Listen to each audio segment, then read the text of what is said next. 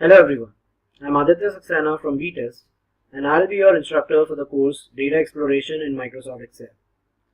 Before we begin, let me ask you three questions. Do you get impressed by fancy visualizations and charts? Do Excel formulae or functions daunt you? Are you uncomfortable in using Microsoft Excel? If the answer to these three questions is yes, then you are at the right place. So let's begin.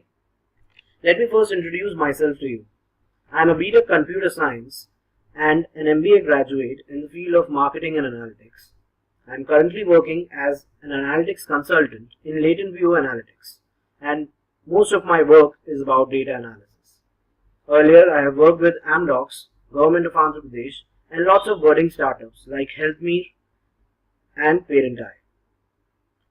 I have experience in predictive modeling, sales demand forecasting, and sentiment analysis.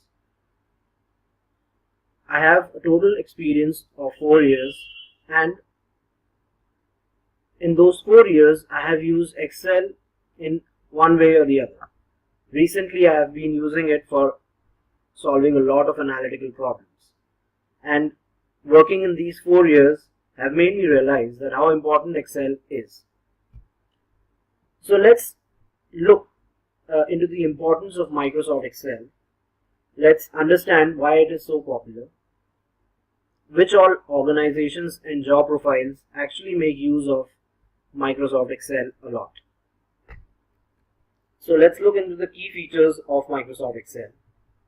It helps in bringing data together from multiple sources so that we can combine data together and then begin doing data analysis or finding out information from that piece of data. It is also used for statistical analysis. Many people, I have seen many people using it for running regression, hypothesis testing, etc., which is a part of statistical analysis. It is used for quick calculations. You can easily calculate a lot of things like net present value instantly. And yes, visualizations and dashboards, this is one of the most important features of Excel. It is used in representing information from data in the form of charts and dashboards. Advanced formulae, as I have told earlier, which are used for quick calculations, standard deviation, variance, net present value, in a very quick way you can calculate. And the most important feature, it is very easy to use. We'll see how we can make things easier. Once you practice, once you know all the features in Excel, you yourself will realize how easy it is to use. So let's look into the applications of Microsoft Excel. It is used in financial modeling. It is used in accounting. Most of the balance sheets and income statements are first prepared in Excel and then they are released publicly in some other format. It is also used in data modeling and statistical modeling. You can run regression, you can run correlation tests and over tests, t-tests. So these are all features of statistical analysis, and Excel is widely used in it. It is used by managers for planning the project. So for allocating resources, allocating budgets, financial planning of the project, etc. It is a very handy tool. And reporting. Lots of reports are prepared in Excel, since it has the feature of dashboarding and using charts.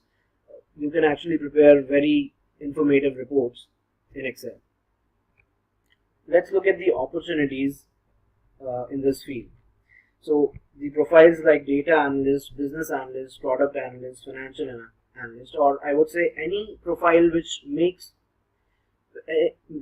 use of data in one or the other way, you have to use Excel, because this is the first thing which comes to your mind when you see data. Okay, I should see it in Excel. So these 4 profiles which are visible right now, Excel is a must for them. And companies like Moody Analytics, Boston Analytics, and many analytics firms which are famous or which do most of their work around data, they most of their major part of their work is done in Excel. And almost all organizations, not only the analytics firms, but all organizations use Excel in one or the other way in their daily tasks. I remember, coming back to this slide, I remember I used to work as a software developer in Amdocs, and you will wonder what is the role of Excel in the life of a software developer, because you would be using Java, SQL, or any other coding language if you are a software developer. But believe me, I used to use Microsoft Excel daily, even after performing coding in Java and querying in SQL. Because when you have to present something, or when you have to give daily status, you use Excel, because most of the people in your organization are using Excel, and you are no exception. You will have to use Excel. So let us understand some facts about Microsoft Excel. Forrester Research have found out that 81% of the businesses use Excel. Understanding spreadsheet is a baseline requirement in nearly 80% of all the middle skill jobs. Now just imagine 80% of all the middle skill jobs require the knowledge of Microsoft Excel. Just imagine what it would be like when you are applying for a highly skilled job. Excel would be a must. 78% recruiters prefer Excel proficiency in their candidates for an analyst role.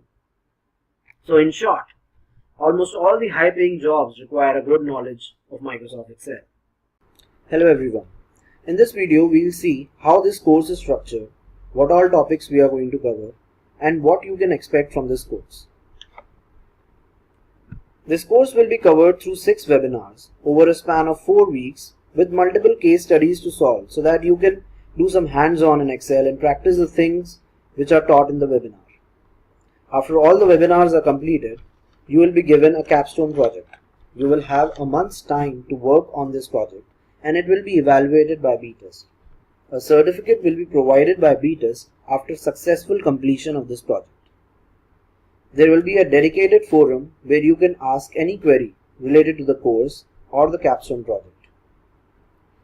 Additional mentoring sessions will be provided to guide you in case you face any difficulties during your capstone project. Now let's look at the objectives of this course. What should you actually expect from this course?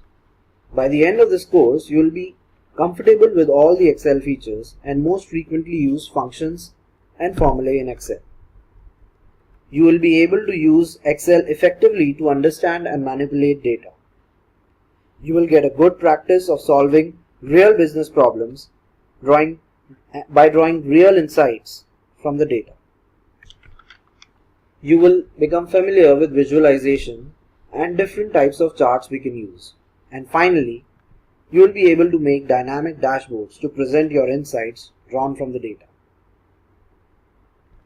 Now let's look at the content. What all things we are going to cover.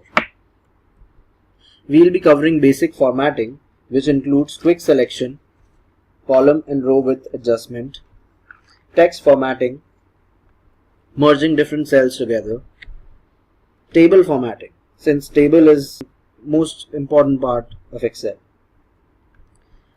conditional formatting, how you can format cells, columns based on a certain condition. We will be covering different formulae and functions like sum, average, standard deviation, variance, net present value, and many more. Logical functions like and, or, not, basic functions and complex functions like VLOOKUP, HLOOKUP, match. Complex functions are really important when you are analyzing complex data sets. And nested functions as well. Nested functions is nothing but a function within a function. We'll be learning about pivot tables, which is very important when it comes to analyzing data in Excel. A pivot table looks like this, and it is used to group data by different variables. We can make customized table by selecting different variables which are important to us. We will also look at the different types of charts available in Excel, which chart is used when. For example, this bubble chart. which represents the number of sixes hit by different batsmen. The size of the circle increases with the increase in the total number of sixes. We can easily interpret from this chart that Chris Gayle has hit the most number of sixes amongst these 5 batsmen.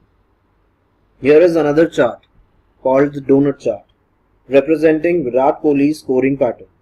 This chart is similar to a pie chart, and here we can see that the Indian captain is fond of hitting fours, as 35% of his runs in the first 7 seasons of IPL have come in boundaries.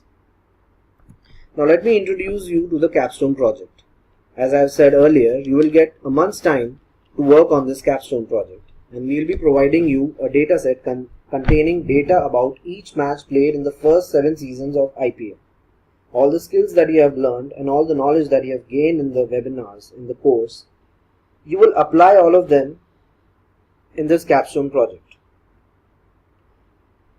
You will get enough hands-on practice, and this will enhance your experience in Excel. And also you will be analyzing performance of players in IPL. Interesting, right? Analysis of the scoring pattern of any batsman or finding the best bowling performance in IPL. This will not be easy, but don't worry. We will teach you how you can do all this and make it look easy. And this will be the outcome of your capstone project, a dynamic dashboard. A dynamic dashboard looks like this, where you can see this dashboard is representing match by match runs scored by a particular batsman. In this case it is MS Dhoni. You can change the batsman whenever you want and the graph will change. So this dynamic dashboard is what we are going to teach you, and this will be the outcome of the capstone project after applying all the skills that you have learned. Hello everyone, this is an introductory course video for the course Data Exploration in Microsoft Excel, and in this video we will look at the charts and visualizations Excel has to offer.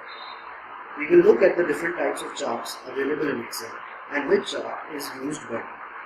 Not all charts serve the purpose, so we need to understand which one would be the best for our business scenario. So let's begin. First of all, you might be having a question: why charts are really important in the first place? Why do we use them? So let me answer this question. Our mind is more comfortable when interpreting information from visual representations. You don't believe me, right? So let me give you an example. Look at this table. This table represents the daily sales of burger, pizza and noodles in a cafe. Looking at this table, you can draw some information, but you will have to focus on each entry specifically. Like the sale of burger is on a higher side on 2 days, and you can see these 2 days are 5th January and 12th January, because you can see that the number is quite high. The sales of burger is quite high on these particular days when you compare it to other days. But just think, how will you analyze the sales of noodles? If I tell you, find out the trend in noodles, or find out when the sale is on a higher side. Since the sales of noodles is all in 3 digits, it is very difficult, and it will have to focus more to find out when the sales is highest. You will be able to find out, but it will be not instant. And this is one of the limitation of data in a tabular form. You can't drive insights instantly, as you will have to focus more. Now look at this chart. This graph is a line chart representing daily sales of each product. Aren't the peaks and floors easily available in this chart? You can instantly see the highest and lowest selling days in every product.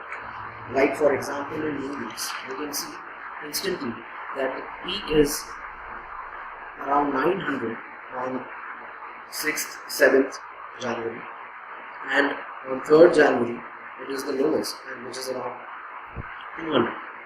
So graphs gives me information instantly, and you can instantly see some vital information while looking at the graph, especially when you are presenting insights to a third party who doesn't know anything about what you are doing. You need to make charts in order to help him understand in an easy way. Now we look at the different types of charts available in Excel. We'll see which chart is used well and which chart is best suited for the type of business problem we are catering to. We are going to use the extension of the previous example for understanding charts better. Have a look at this table carefully. We have added daily sales of products like coffee, tea and shakes in this table, and we are going to use this example further to see which all charts we can use to display different information from this tabular data. So the first chart we are going to look at is the column chart. Column charts are used when you want to display the information about what is the average sales of different categories of product, or what is the total marks scored by each section in a class. Technically, it is used when you have one categorical variable and the other variable as a metric. Now, what are categorical variables? Categorical variables are nothing but variables representing a category, like gender is a categorical variable because it represents male or female, two types of different groups. And similarly, countries, states, etc. can also be called as categorical variables. A metric or a continuous variable is one which is represented by a number and can be compared, like age.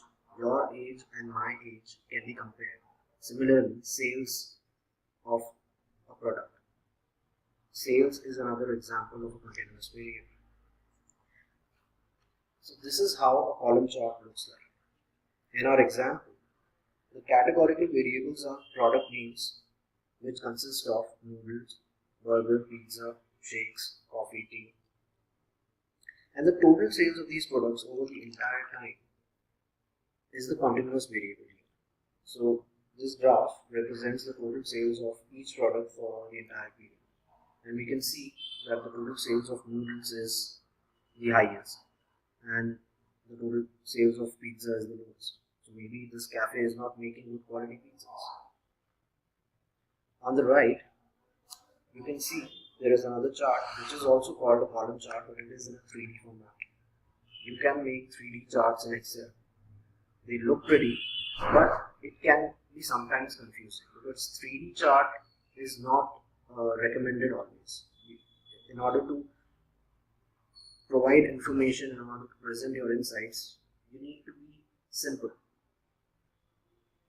You don't have to give fancy charts. So a 3D chart can sometimes be confusing, since you can see if it is not clearly evident that what is the sale of pizza or burger from a 3D chart. You will have to focus more. But here you can easily see in a 2D chart that yes, it is less than burger is selling less. The total sale of burger is less than 2,000, somewhat around 2,000, and pizza it is much more less than that. So two quantities, when you are comparing two categories, you should not use a 3D chart. And Excel also offers different shapes of charts, as in this is a rectangular column chart. So you can see a rectangle forming here. This is also a rectangular 3D chart. You can make cylindrical shapes, you can create pyramidal shapes, etc. to make your charts more attractive. Now let's look at a bar chart. A bar chart is exactly similar to a column chart. The only difference is that it is horizontal. A column chart is vertical. So this is an example of a bar chart. Here you can see that it is depicting same information what column chart was depicting. Analysts prefer bar charts over column chart when the number of variables are more. So if you see that here the number of products this cafe was selling was more than 10 or even more, then you can preferably use a bar chart. But both the charts serve the same purpose. This is an example of a pyramid, 3D pyramid chart in the form of a bar chart. So it is a 3D chart. It is again quite confusing when you see the sales of pizza and burger here. So we really do not recommend you to create a 3D chart. You should always prefer a 2D chart when you're comparing variables. Now we move on to pie charts. You must be familiar with them. They are really popular, right? A pie chart is used when we want to understand the share of one variable in the whole set. Like in this example, the share of total sales of burger is only 7% of the entire products, and sale of noodles here is 43% of the total sales in that cafe. So this graph is used when you can be used when you want to compare sales, when you want to understand what fraction of sales is being driven by a particular commodity. And similarly, not only for sales, we can also do it for other metric variables. Here it is a categorical variable. Burger, pizza, noodles, these products are categorical, and this percentage of share of sales is a metric, continuous variable. And here is another representation of a pie chart in which you can pull out one of the pies. Like here, I have pulled out a pie representing shakes, say share of sales of shakes. So 32% is the share, right? So in order to represent this information to the stakeholders or to for whom you are doing this project, you can always highlight a particular pie which is of interest. If you are interested in the share of sales of shakes, then you can pull it off. So this is one variant of pie chart. We move on to the other variant. This is another pie chart which is quite different from the traditional ones. Here we see that this bigger pie is representing noodles, which is 43%, pizza 4%, burger 7%, and others 46%. What comes in others? Coffee, tea, and shakes, which is being represented by other circles. So, do you understand what is the utility of this variant of pie chart? This is actually helpful when you have more number of variables.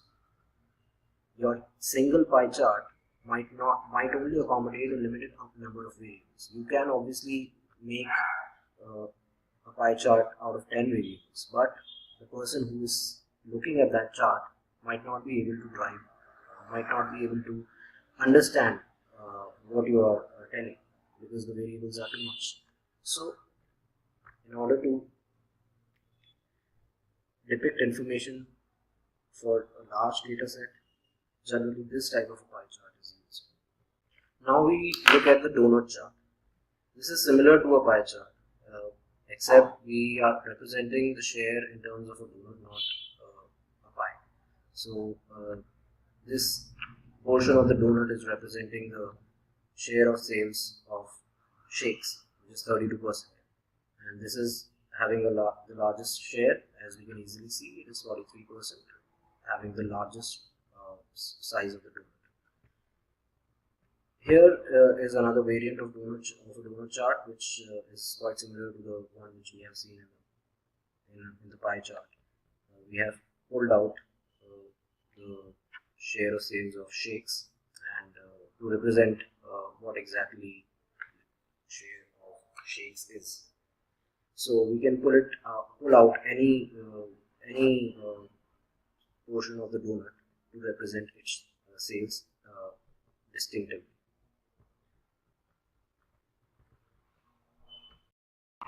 Now we look at line charts. Line charts are the most important and most frequently used charts in Excel.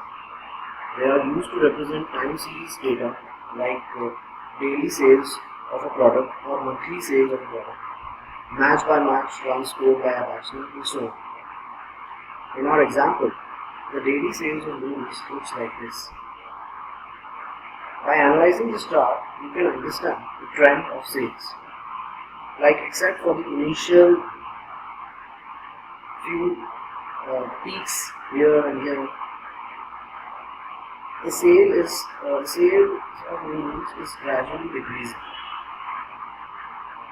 So a line chart can be used for comparison over your past, and can be used to identify different trends in sales. This is a 3D variant of the line chart. This 3D variant makes more sense and is less confusing in comparison to 3D bar charts or column charts.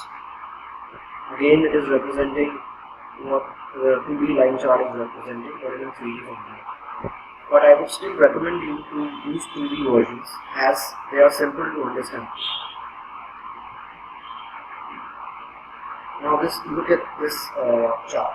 It is a combination of two line charts comparing the trends in sales of two products, burger and pizza. So we can include more variables as well to compare the trends in sales of different products. Here we have chosen two, burger and pizza. So you can easily see here that pizza is selling less than burger, and sales are less than burger, except for a few days like here on 17th January and 3rd January. The total sales of pizza is on these two particular days are more than the sales of burger. Now, what if we want to understand the trend of sales in both these products? It is very difficult to to comment on the trend, whether it is increasing or decreasing, because it's a mix of both. But still, you need to give an answer. You need to understand whether it is decreasing or increasing. So we use a trend line for this particular thing. Here is an example of a trend line, and you can see the green trend line is sloping downwards, which tells us that the sales of the burger is decreasing. And similarly, the orange trend line is also sloping downwards, which tells us that the sales of burger is also decreasing gradually with time. So a trend line is used to understand the trend basically of your sales in the entire year. Now we move on to the area charts. Just like a line chart, an area chart is used to represent time series data. Like in our example, this area chart represents the daily sales of all the products in the cafe. The variables are color coded, and you can analyze the trend by looking at the area. So just look at the area under the curve of noodles. This is blue, and here you can see is noodles. So by analyzing the area under the curve, you can compare it with some other product, say shakes, and you can see that the area under the curve of shakes is quite less than that of noodles. So that's how you compare sales of two products here in this area chart. What else we can conclude from here? We can also comment on the sales of pizza. It is since the orange area is very less, we can say it is the least. The sales of pizza is least almost on all days. So this gives you information in terms of analyzing areas. So I would recommend you to use line charts, and analysts always recommend line chart over area chart, since comparing area can be tricky sometimes. So here we can see the difference quite clearly, but sometimes when the difference is not distinct enough to understand, comparison of area can be tricky. Let's move on to stacked area chart. The stacked area chart is used when you want to determine the share of sales in a time series, like in our example. Now, just see that the y-axis has changed. It is now not representing the absolute sales, it is representing the share of sales, or the percentage. So cumulative share becomes 100, and that's why you see a rectangular shape where 100 is achieved. And here you can compare the share of sales. So again, noodles wins the title because it has the largest area under the curve. and pizza has the lowest area under the curve, so it has the least share of sales. So analysts prefer stacked area charts over line charts when you want to compare the share, or when you want to know the share of a particular share of the sales of a particular product, or share of a particular variable among the whole set. Now let's move on to scatter charts. A scatter chart is used when you want to understand the relationship between two continuous variables. Again, continuous, I will explain what continuous was when you are comparing age, when you are comparing weight or height. All these variables are continuous in nature. The one which can be compared, one which is metric. So I'll take a different example to show scatter charts here. Here I have taken 20 students, height and weight of 20 students, which the students are represented by IDs, and height and weight of each student is recorded. So now someone might ask me, what is the relationship between height and weight? To understand this relationship, I need scatter charts.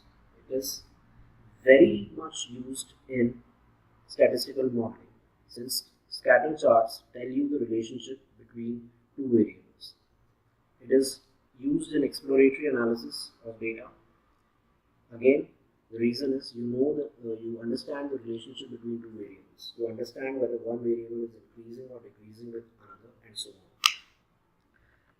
So let's have a look at the height and weight relationship. This is a scatter chart. This is how it looks. You can see the dotted points representing height and weight of that particular student. Weight is on y-axis, height is on x-axis, and the point represents the particular student with that the respective height and weight.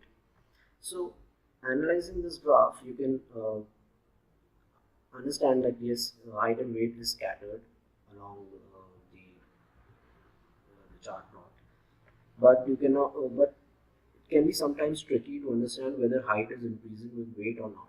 In order to comment on this relationship, you use a correlation table, which is part of statistical modeling, or you use a trend line again on this chart, like this. If the trend line is sloping upward, that means your relationship is positive, which means that height is increasing with weight. If it would have been the other case, if it would have been sloping downwards, then we could have said that height decreases with weight, but this is not the case right now. It increases with weight, and when we analyze the heights and weights of these 20 students. So scatter charts are very popular when you want to comment on the relationship of any two variables. Now we move on to a bubble chart. A bubble chart is used when we have more than two variables and we want to extract information in such a data set. Like I have created an example for you, where here we want to understand the market of apartments, houses. So there are three variables which drive there are two variables which actually drive the price: area and distance from the main city. Area is in square feet, distance is in kilometers. So there are 5 sets of areas in which the apartment is available. Distance is also varying, and the price is also varying. Now, just by looking at this table, it is very difficult to identify what is driving what. As in, if the area is more, ideally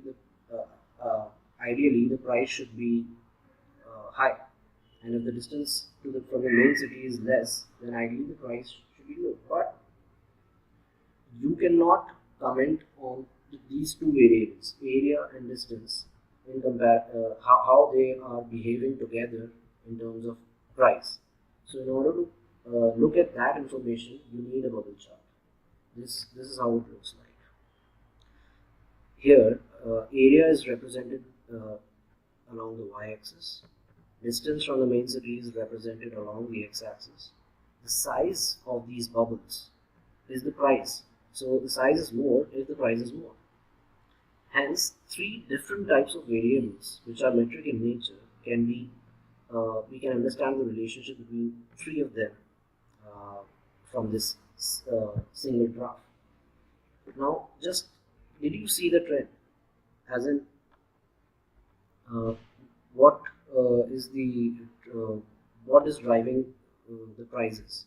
Why the price of say the flat apartment number 4 is high? It's 100 in INR, 100 lakhs.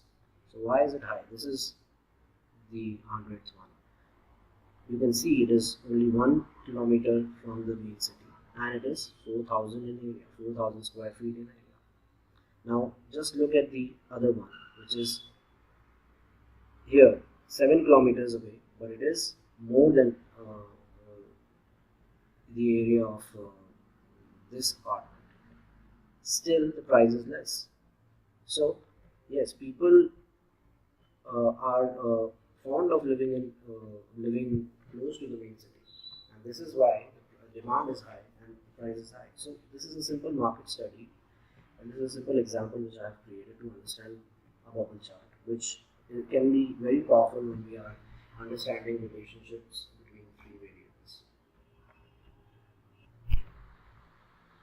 Now we move on to stock charts. These charts are very powerful in predicting the fluctuations in stock prices. Let me give you an example. This is the stock price fluctuation depicted monthly, uh, and the stock is Colgate Palmolive. How to read this chart?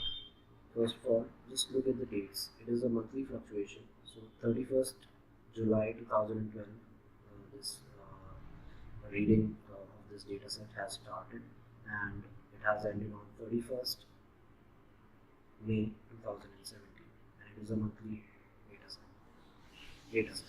So how to read this chart? As in the first, it looks like a candlestick. One is transparent in nature in terms of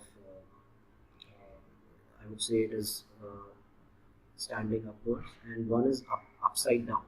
So the ones which are opaque, as in solid in nature, they have the prices have dropped on that particular day. It was opened here and it closed here. The highest price is denoted by the single line right at the top.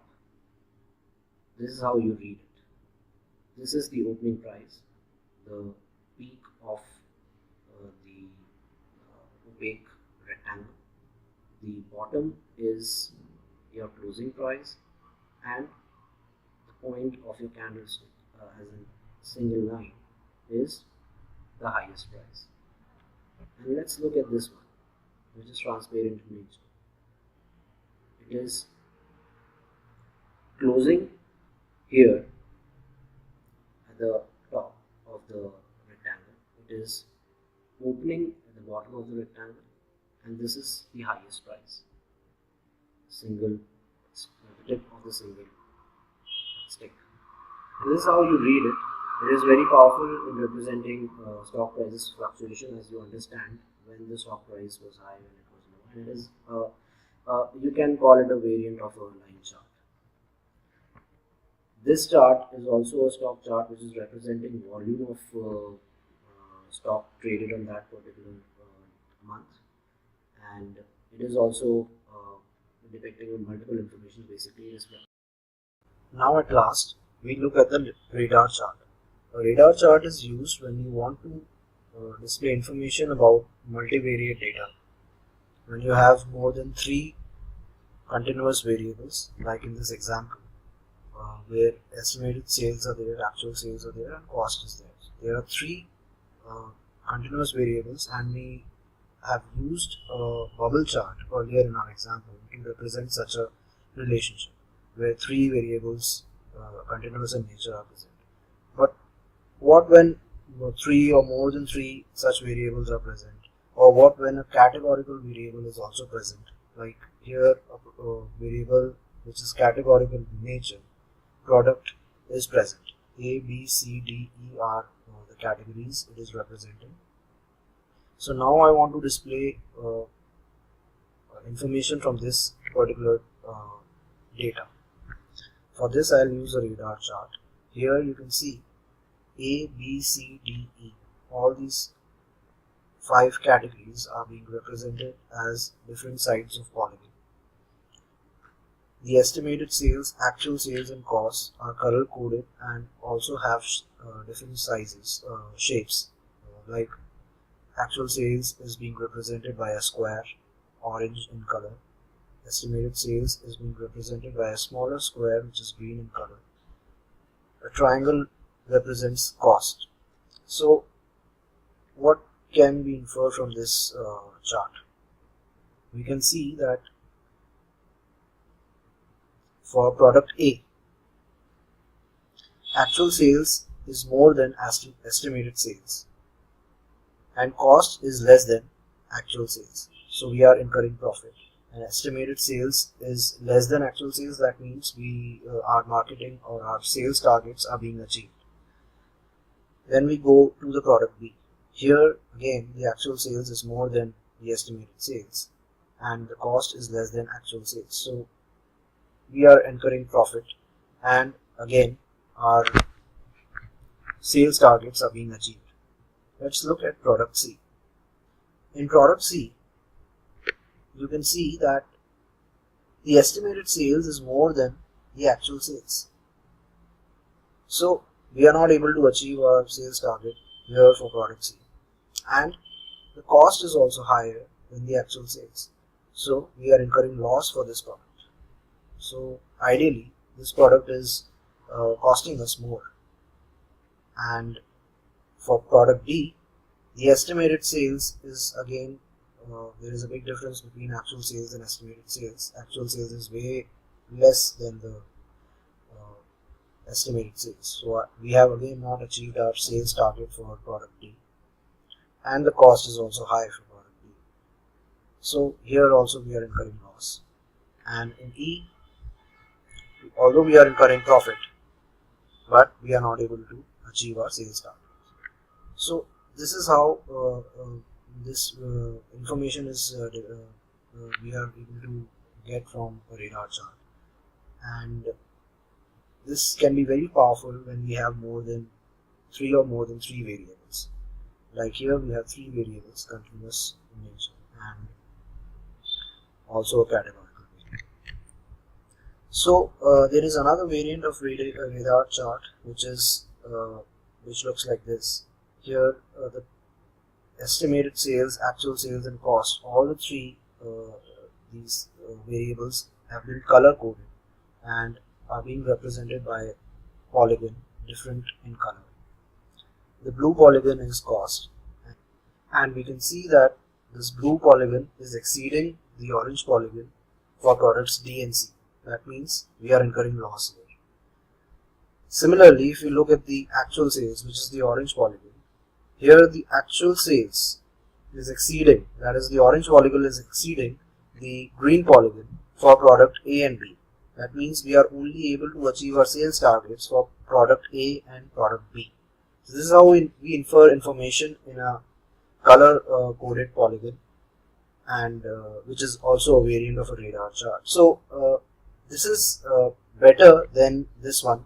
This is my personal recommendation, but it totally depends on person to person which variant they want to use. That is all in charts.